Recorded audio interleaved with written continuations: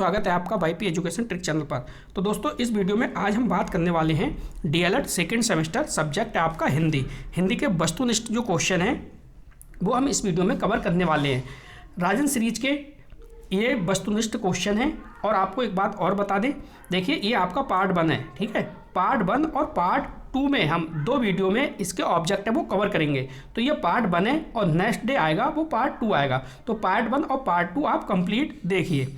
आपको बताना चाहेंगे, देखिए वाईपी एजुकेशन ट्रिक चैनल आपको जो रीट का एग्ज़ाम चल रहा है, इस समय जो रीट के फॉर्म भर गए हैं और उसका जो एग्ज़ाम है 27 फरवरी को राजस्थान का। जिस स्टूडेंट ने राजस्थान का जो फॉर्म अप्लाई करा है रीट का लेवल 1 का, तो उसके लिए फ्री नोट्स दे रहा है वाईपी एजुकेशन ट्रिक चैनल। आप इस वीडियो के डिस्क्रिप्शन में जाइए, टेलीग्राम चैनल की लिंक आपको मिल जाएगी। वहाँ पे आप ज्वाइन हो जाइए और फ्री में आपको सभी सब्जेक्ट के नोट्स मिल जाएंगे, ठीक है। तो बिना किसी देरी के अब हम करेंगे टॉपिक को अपने स्टार्ट। देखो पहला क्वेश्चन है वो कह रहा है काव्य को कितने भागों में बांटा जा सकता है। तो काव्य को कितने भागों में बांटा जा सकता है दोस्तों? काव्य को दृश्य काव्य और श्रव्य काव्य दोनों भागों में बांटा जा सकता है। नेक्स्ट है पठन का अर्थ क्या है।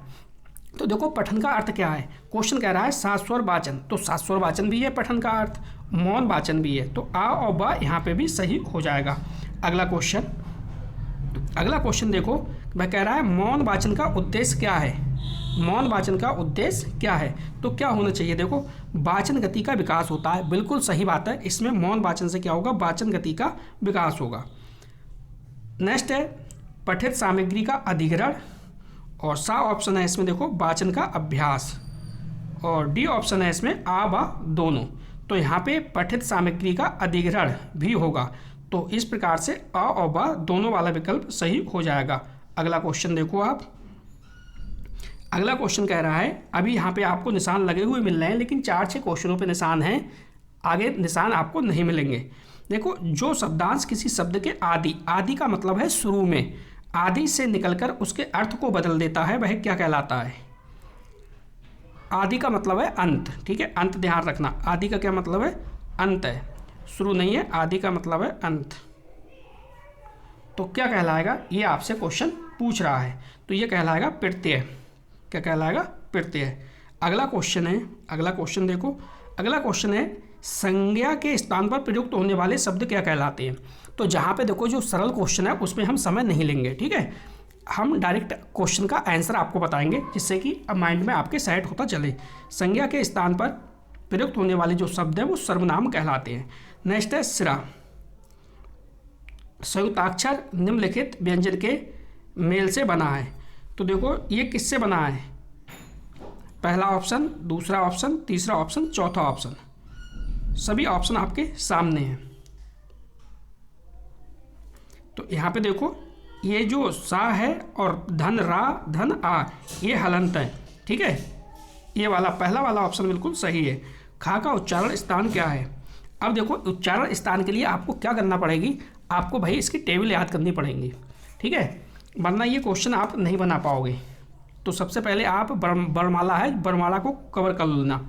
जब तक आप वर्णमाला को कवर नहीं करोगे तब तक ये वाले क्वेश्चन ऐसे आपको इससे नहीं बनने वाले। देखो कह रहा है खा का उच्चारण स्थान क्या है। तो खा का क्या है? दंतव्य, तालव्य, कंठ्य, ओष्ठ्य। तो का खा किस में आते हैं? कंठ्य में। 7 का क्या हो जाएगा अपना? 7 का हो जाएगा सी ऑप्शन। मुद्रा शब्द का अर्थ क्या है? तो मुद्रा शब्द का अर्थ क्या है? मुद्रा मीन्स क्या होता है? अंगूठी भी होता है, रुपया भी होता है और आकृति भी होता है, इसलिए उपयुक्त सभी हो जाएगा। अज शब्द का अर्थ क्या है? अज शब्द का अर्थ क्या है ये पूछ रहा है क्वेश्चन। तो अज माने क्या होता है बेटा, यहाँ पे समझना है। अज शब्द का अर्थ क्या है? दशरथ के पिता, आज, अजगर या आजीवन। तो यहाँ पे है आ ऑप्शन सही। गद्य की एक महत्वपूर्ण विधा है।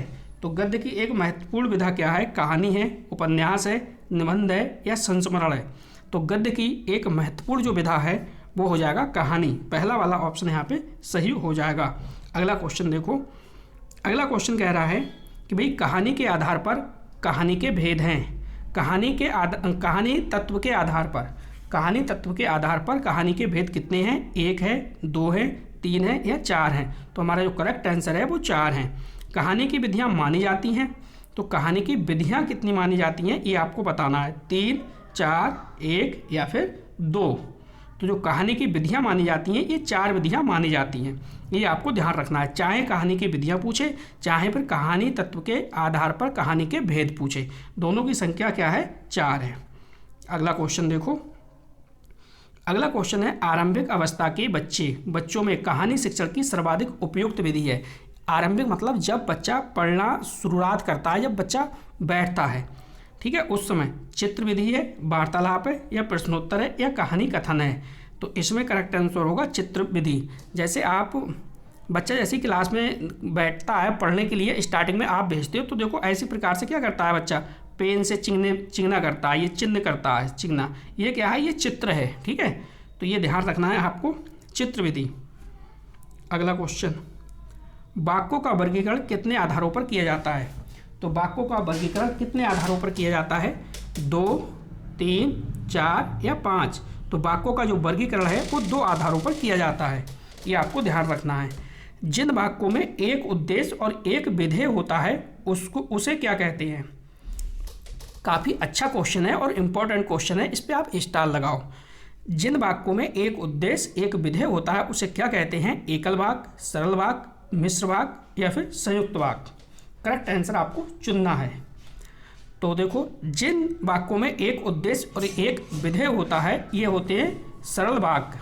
ये किसके अंग हैं, ये वाक्य के अंग हैं। ये आप देख रहे हो उद्देश्य और विधेय, ये किसके हैं, ये वाक्य के अंग हैं। वाक्य के 2 अंग होते हैं, एक होता है उद्देश्य, दूसरा होता है विधेय, तो ध्यान रखना। अब देखो यहाँ पे क्या है, मिश्र वाक्य क्या है। मिश्र वाक्य क्या है ये आपको पहचानना है। वाक्य जो होते हैं, वाक्य आपके 3 प्रकार के होते हैं। कौन कौन से, पहला जो वाक्य है वो सरल वाक्य होता है, दूसरा जो है वो मिश्र वाक्य होता है, तीसरा जो है संयुक्त वाक्य होता है। रचना या बनावट के आधार पर ये ध्यान रखना 3 प्रकार का होता है, ठीक है। अगर अर्थ के आधार पर पूछे वाक्य तो अर्थ के आधार पर 8 प्रकार का होता है। तो यहाँ पे अर्थ के आधार पर 8 प्रकार का उसकी चर्चा नहीं हो रही है, बल्कि ये जो 3 प्रकार हैं आपके रचना बनावट के आधार पर, सरल वाक्य, संयुक्त वाक्य और मिश्र वाक्य, उनकी चर्चा हो रही है। अब यहाँ पे देखो मिश्र वाक्य। मिश्र वाक्य क्या है, देखो इसमें एक कर्ता और एक ही क्रिया होती है, जिसमें एक से अधिक प्रधान उपवाक्य हों और वे संयोजक अव्यय हों। सी ऑप्शन है, जिनमें एक साधारण वाक्य उसके अधीन दूसरा उपवाक्य हो। तो करेक्ट आंसर आपको यहाँ पे बताना है।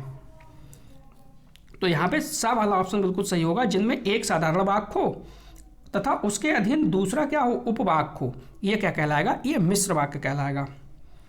तो यहाँ से क्वेश्चन बन सकता है।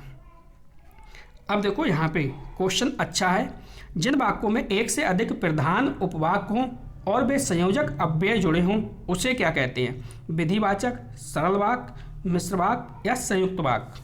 करेक्ट आंसर आपको बताना है। तो जिन वाक्यों में एक से अधिक प्रधान उपवाक्य हों, जिन वाक्यों में एक से अधिक क्या हो, जिन वाक्यों में एक से अधिक प्रधान उपवाक्य हो वहाँ क्या होगा, संयुक्त वाक्य होगा। अगला क्वेश्चन है, जिन वाक्यों में किसी बात या कार्य का ना करना, देखो ना करने का बोध हो, जिसमें ना करने का बोध होगा तो जाहिर सी बात है वो होगा निषेधवाचक वाक्य, ठीक है। जिन वाक्यों में किसी बात का कार्य करने का बोध होता है, ना करने का बोध होता है, तो वो निषेधात्मक वाक्य कहलाता है। श्याम स्कूल जाओ, तो ये कैसा है, क्या ये विधिवाचक है, निषेधवाचक है, संकेतवाचक है या फिर आज्ञावाचक।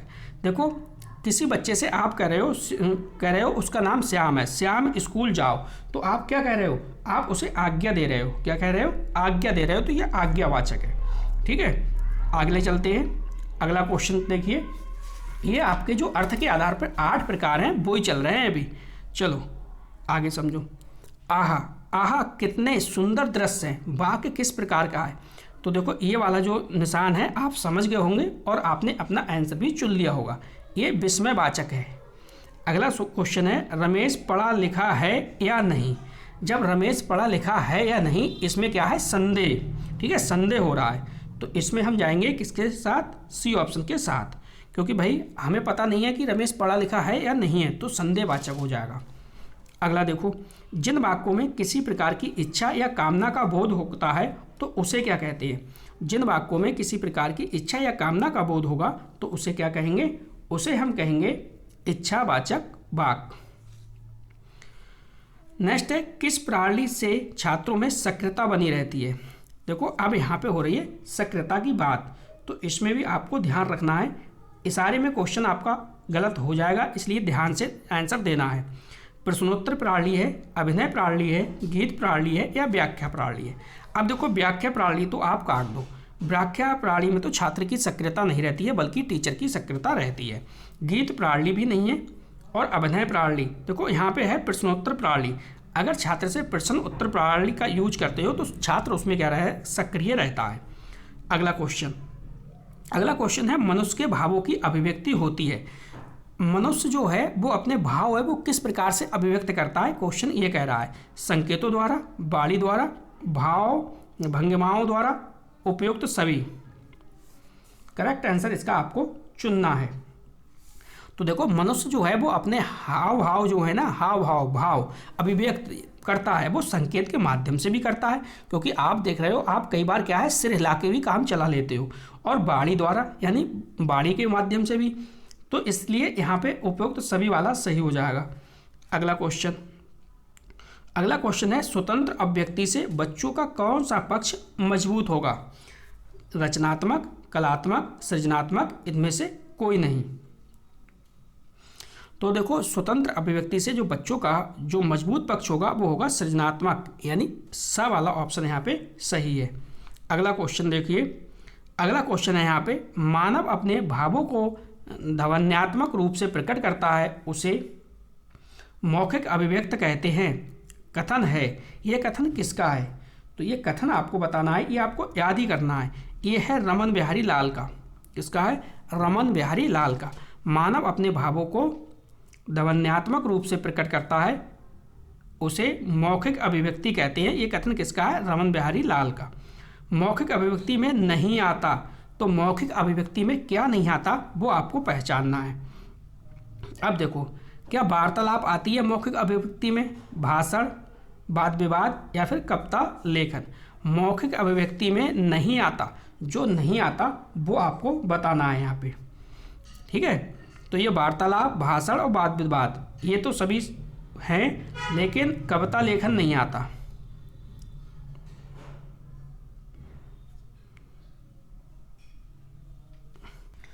चलिए आगे अगले क्वेश्चन की ओर चलते हैं। आपको वाईपी एजुकेशन ट्रिक चैनल पर सभी सब्जेक्ट मिल जाएंगे। आप प्लेलिस्ट एक बार चेक करिए आराम से, वहाँ से प्रीवियस ईयर के पेपर भी पढ़िए, सॉल्यूशन दिए हुए हैं, और वहाँ से आप बहुविकल्प क्वेश्चन, अति लघु क्वेश्चन भी आपको मिल जाएंगे, वहीं से आप पढ़ लीजिए। अभिव्यक्ति का उद्देश्य क्या है, तो अभिव्यक्ति का क्या उद्देश्य है ये समझिए आप।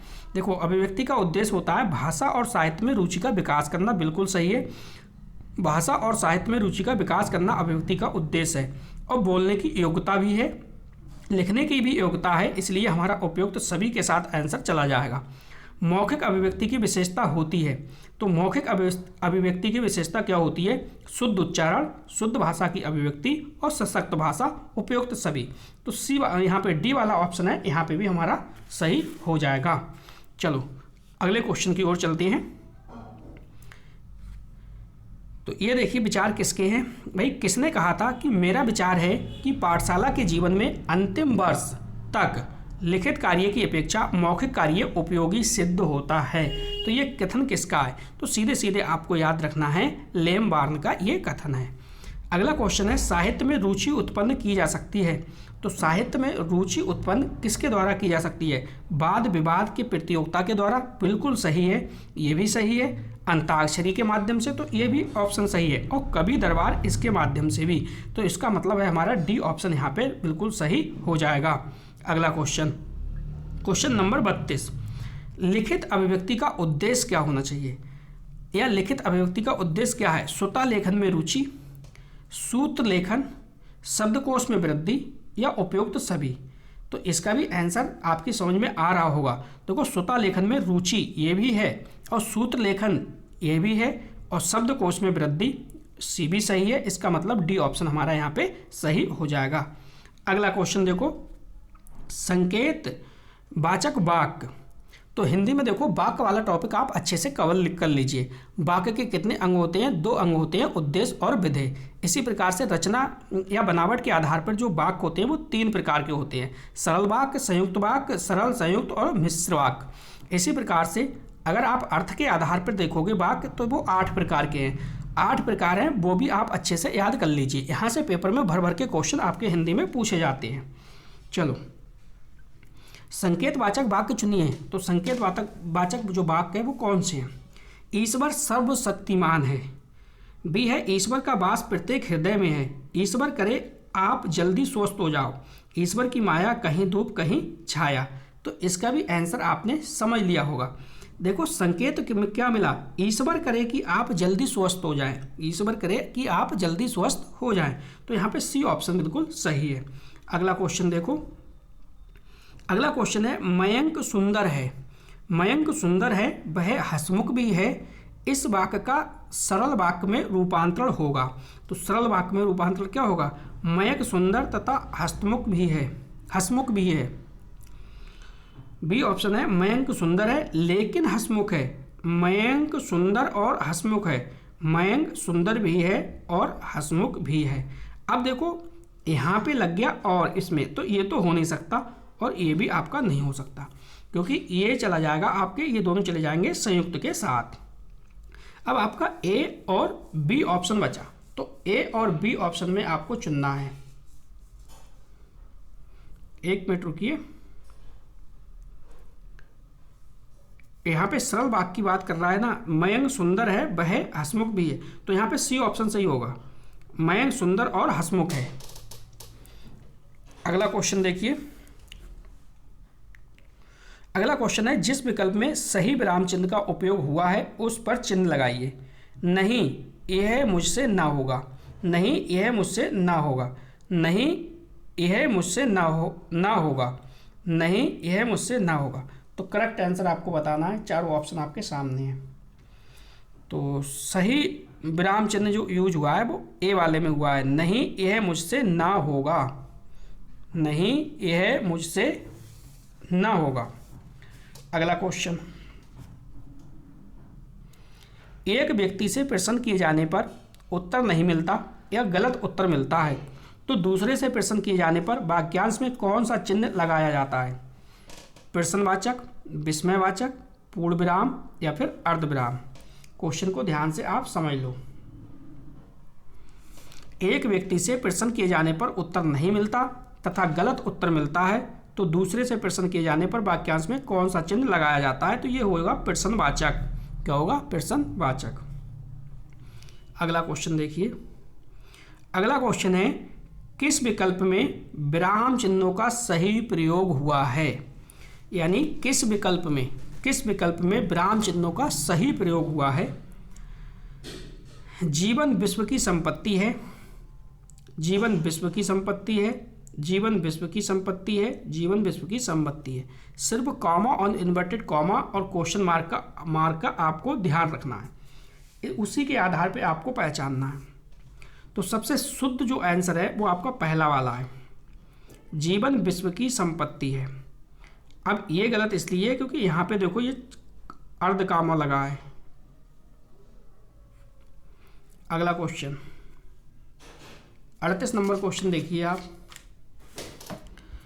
क्वेश्चन कह रहा है निम्नलिखित में सर्वाधिक उपयुक्त सही चिन्हों वाला विकल्प चुनिए।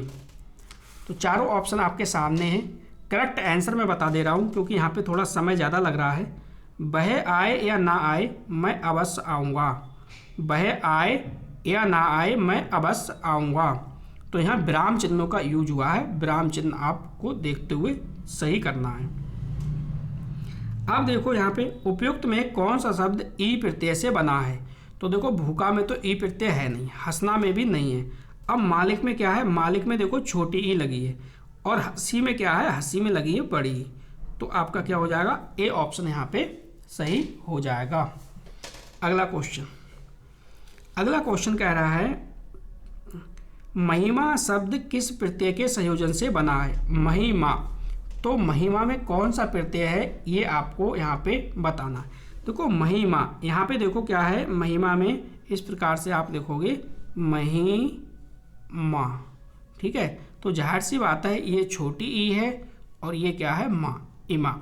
तो डी ऑप्शन यहाँ पे सही हो जाएगा। आपका भविष्य उज्ज्वल हो, आपका भविष्य उज्ज्वल हो, इसका मतलब क्या आज्ञा दे रहे हो, नहीं। क्या विधिवाचक है, नहीं। ठीक है, और क्या हो सकता है, क्या इच्छावाचक है, क्या इच्छावाचक है, क्या वो संकेत दे रहा है, संकेत तो नहीं दे रहा है। आपका भविष्य उज्ज्वल हो, इसका मतलब वो इच्छा जाहिर कर रहा है कि आपका भविष्य जो है वो उज्ज्वल हो, उज्ज्वल हो। अगला क्वेश्चन, जो पढ़ेगा वही उत्तीर्ण होगा, जो पढ़ेगा वही उत्तीर्ण होगा, तो ये क्या है, संदेहवाचक है, संकेतवाचक है, आज्ञावाचक है या फिर विधिवाचक है। करेक्ट आंसर आपको चुनना है। जो पढ़ेगा वही पास होगा, इसका मतलब ये क्या है, संकेत कर रहे हैं भाई, जो पढ़ेगा वही पास होगा। अगला क्वेश्चन, अगला क्वेश्चन है, इनमें से मिश्र वाक्य कौन सा है। तो इनमें से मिश्र वाक्य कौन सा है, यौवन चरित्र निर्माण का समय है। तो आपको पता ही है कि भाई सरल वाक्य और संयुक्त वाक्य और मिश्र वाक्य तीनों आप पढ़ चुके हो, तो उस हिसाब से भाई ये सरल वाक्य का एग्जाम्पल है। जो लोग स्वस्थ रहते हैं उन्हें वैद्य के पास नहीं जाना पड़ता, करो या मरो। तो ये भी नहीं है, ये भी नहीं होगा, हमारा बी ऑप्शन सही हो जाएगा, मिश्र वाक्य की बात कर रहा है। अच्छा देखो, अगला जो क्वेश्चन है, इच्छावाचक वाक्य की बात कर रहा है। सौरभ को बुलाओ, क्या ये इच्छा है उसकी, तुम्हारा मन मंगल हो, तुमने सुना होगा आज विद्यालय में अवकाश है। तो इच्छा क्या है, इच्छा ये हो रही भाई तुम्हारा मन मंगलमय हो, तुम्हारा मन कैसा हो, मंगल हो, तुम्हारा मन मंगल हो। अगला क्वेश्चन, राकेश आया होगा वाक्य है, राकेश आया होगा। अब इसका क्या मतलब है, विस्मयवाचक है, इच्छावाचक है, संदेहवाचक है या फिर संकेतवाचक है, बताइए। क्वेश्चन नंबर 45, राकेश आया होगा यानी संदेह है, क्या है, संदेहवाचक है। जो गरीबों की सहायता करते हैं वे धर्मात्मा होते हैं। तो ये सरल वाक्य है क्या, जी नहीं, सरल वाक्य तो बिल्कुल नहीं है।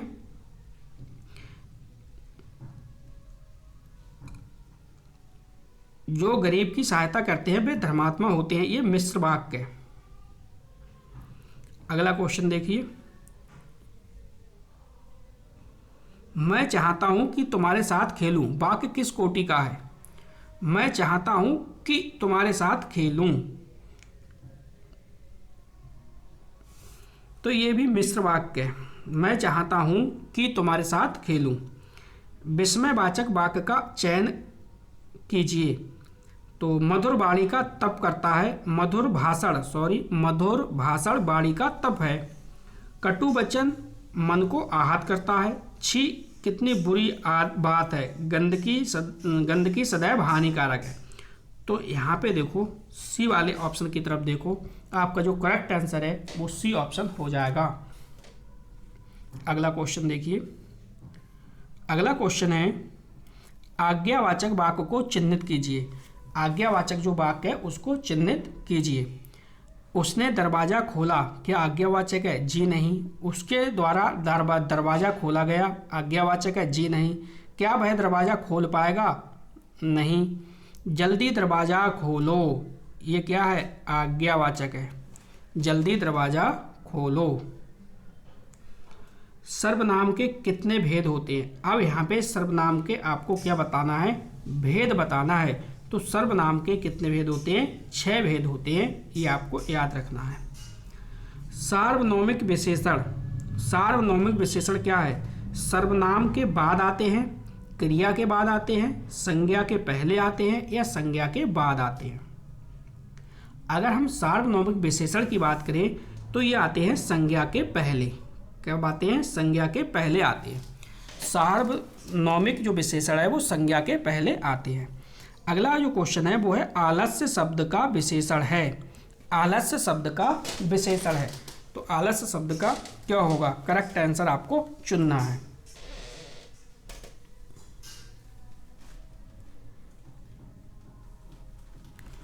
तो आलस्य का विशेषण क्या होगा, अलसाना जी नहीं, आलस बिल्कुल नहीं, अलस बिल्कुल नहीं, क्या होगा आलसी।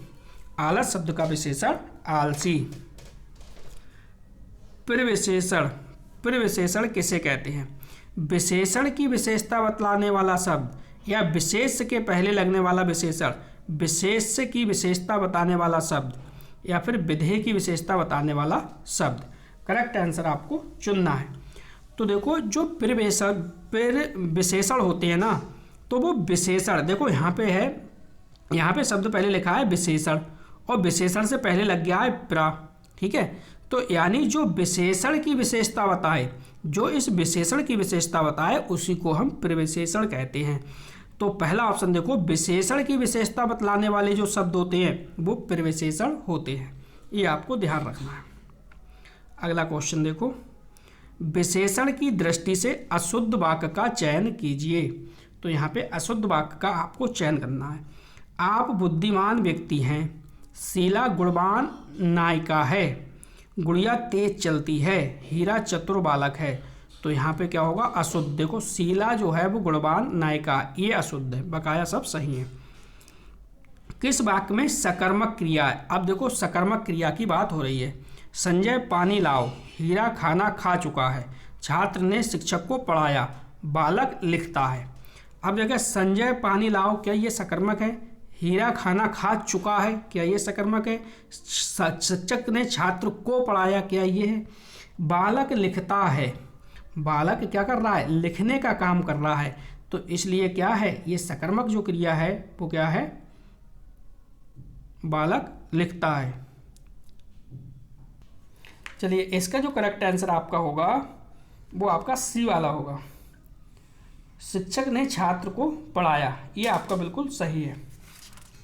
अगला क्वेश्चन देखिए, हो सकता है एक दो आंसर गलत हो, लेकिन गलत मेरी तरफ से नहीं होगा कोई भी, कोशिश मेरी यही है। सकर्मक क्रिया शब्द कौन सा है?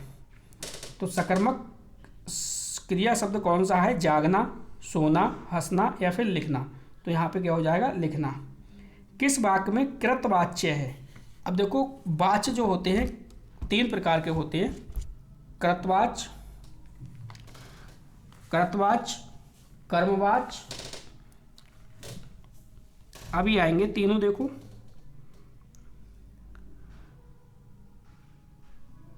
किस वाक्य में कृतवाच्य है? अब कृतवाच्य क्या होता है ये सबसे पहले आपको पता होना चाहिए।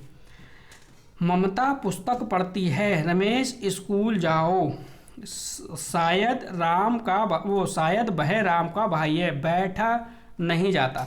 अब कृतवाच्य में क्या होगा? कर्ता प्रधान होगा। कर्ता प्रधान देखो कहाँ पे है? ममता पुस्तक पढ़ती है, पढ़ रही है ममता, क्या पढ़ रही है? पुस्तक पढ़ रही है। रमेश स्कूल जाओ, तो इसमें क्या है? रमेश, रमेश कहाँ जा रहा है? स्कूल। तो ये हो जाएगा आपका, जिसमें कर्ता प्रधान होगा वो कर्तवाच्य होगा। क्रिया के मूल रूप को क्या कहते हैं? क्रिया के अगर हम मूल रूप की बात करें, क्रिया के जो मूल रूप है उसे क्या कहते हैं? तो करेक्ट आंसर हो जाएगा क्रिया के मूल रूप को धातु कहते हैं। क्या कहते हैं दोस्तों? धातु। अगला क्वेश्चन, उपयुक्त में से कौन सा नी प्रत्यय से बना है? अब नी यहाँ पे देखो महानता में कुछ है नहीं, ये होगा नहीं, लिखना में है नहीं क्योंकि बड़ी ई है यहाँ पे, तो करनी। 59 का क्या हो जाएगा आपका सही। जातिवाचक संज्ञा है, तो जातिवाचक संज्ञा क्या है? डॉक्टर, कामायनी, सुशील, बचपन।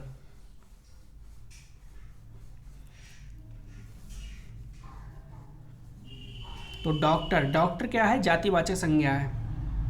अगला क्वेश्चन देखिए,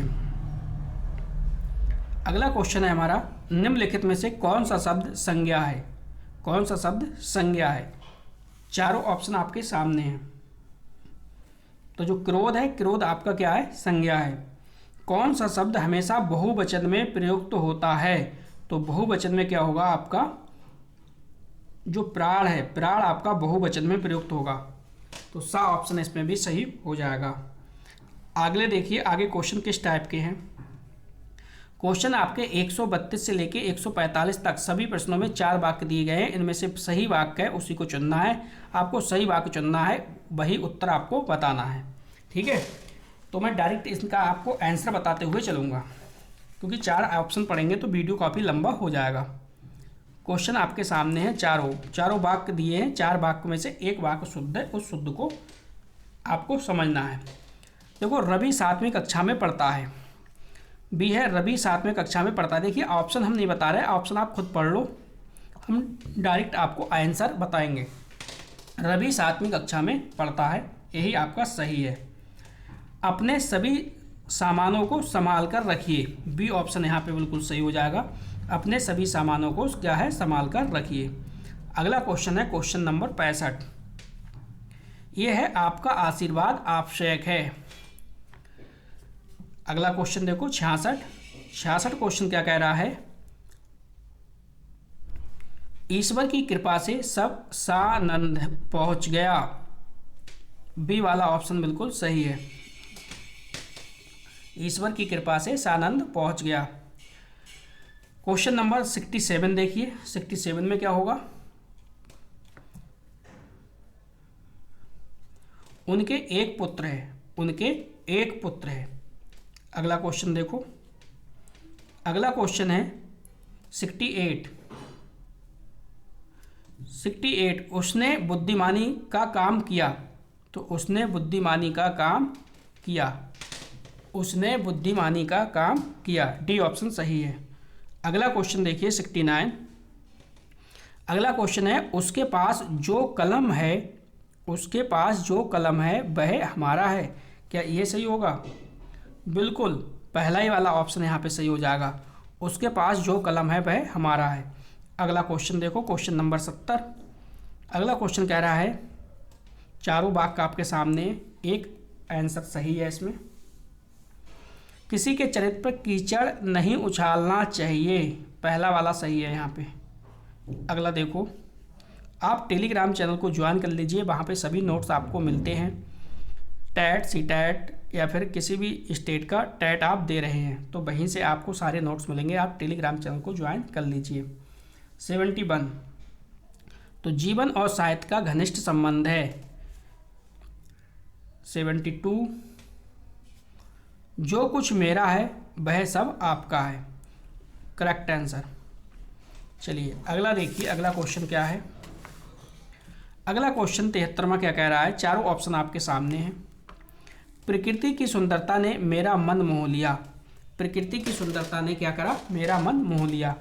74, भ्रमर पुष्प का पराग चूसता है, क्या है, भ्रमर जो है वो पुष्प का पराग चूसता है। अगला क्वेश्चन देखो क्वेश्चन नंबर 75, अगला क्वेश्चन है, मैं ज्यों स्टेशन पहुंचा त्यों ट्रेन चली गई थी, ये वाला जो है आपका ऑप्शन सही है। अब इस प्रकार का आपका लास्ट क्वेश्चन बचा है, इसको कर लीजिए। हरे भरे लहराते खेत, हरे भरे लहराते खेत। अब इस टाइप के क्वेश्चन समाप्त हो गए। अब आपसे पूछा जा रहा है, आप ये बताओ कि मरकट का पर्यायवाची शब्द है, मरकट का पर्यायवाची शब्द क्या होगा, पानी, पुत्र, मित्र या फिर बंदर। तो मरकट का जो पर्यायवाची शब्द हो जाएगा वो हो जाएगा बंदर। निम्नलिखित में से जातिवाचक संज्ञा है, तो जातिवाचक संज्ञा क्या है, चारों ऑप्शन आपके सामने हैं। तो यहाँ पे देखो जो पुस्तक है ये आपका सही आंसर होगा, पुस्तक जातिवाचक संज्ञा है। अब यहाँ पे देखो बड़माला से संबंधित है। फा का उच्चारण स्थान का क्या है, या कह सकते हो फा का उच्चारण स्थान है वो क्या है, कंठ्य है, ओष्ठ्य है, तालव्य है या फिर मूर्धन्य है। कंठस्थ है वही है का खा गा घा अड़ा, मूर्धन्य टा ठा ठा ढा, तालव्य वाले नहीं है, ओष्ठ्य है पा फा वा, बी ऑप्शन यहाँ पे सही हो जाएगा। किस वाक्य में वचन का सही प्रयोग हुआ है, मेरी होश उड़ गई, गलत है, हमारा होश उड़ गया, गलत है, मैं होश उड़ गई, ये भी गलत है, मेरे होश उड़ गए, यानी डी वाला ऑप्शन यहाँ पे सही है। अगला क्वेश्चन देखिए, अगला क्वेश्चन क्या कह रहा है, अगला क्वेश्चन है, राम ने बाण से रावण को मारा, तो यहाँ पे क्या होगा, करेक्ट आंसर आप इसमें बताइए, करेक्ट आंसर आपको बताना है। राम ने रावण को मारा, जल्दी से कमेंट करिए। 81 का सही आंसर क्या होगा? तो यहाँ हो जाएगा आ वाला करण कारक। ठीक है, तो कुल मिला के 160 क्वेश्चन के आसपास हिंदी में ऑब्जेक्ट आपके दिए हैं। पार्ट 1 में मैंने लगभग में 81 क्वेश्चन करा दिए। ठीक है, इसके बाद मैं पार्ट 2 बहुत जल्द लेके आऊँगा। पार्ट 2 में इसका जो बचे हुए क्वेश्चन है सभी आपके लिए करा दिए जाएंगे। तो बस दोस्तों, इस वीडियो में इतना ही था। वीडियो देखने के लिए आपका बहुत बहुत धन्यवाद। मिलते हैं नेक्स्ट वीडियो में न्यू टॉपिक के साथ। आपका दिन शुभ हो।